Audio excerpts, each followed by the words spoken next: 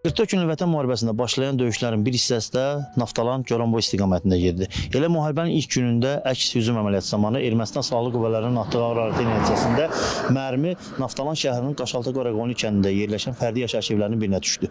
Nəticədə Qaşaltı Qaraqoyunlu kənd sakinlərindən 5 nəfəri həlak oldu.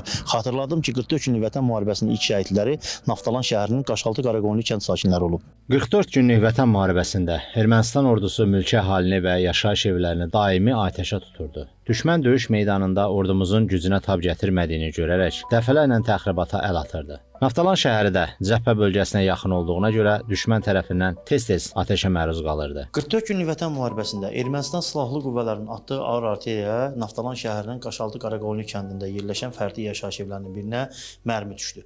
Nəticədə Qurbanovlar ailəsindən 5 nəfər şəhid oldu. Mən həmin vaxtı hərbidə idim, döyüşdə iştirakçı olmuşam. Mənə zəng gəldi, xəbər gəldi ki, bəs belə evinizə mərmi düşüb. Dur gəl. Gəldim, hadisəni gördüm. Atam, anam, həyat yoldaşım, oğlum, qardaşımın qızı.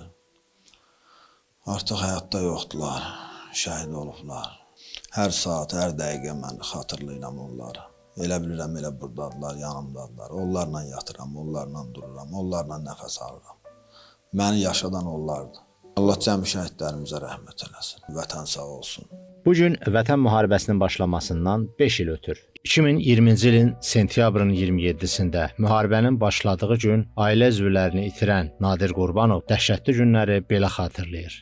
Cəbhədə döyüşənlərlə yanaşı evində dinc oturan sakinlər də düşmənin qəfil hücumuna məruz qaldı.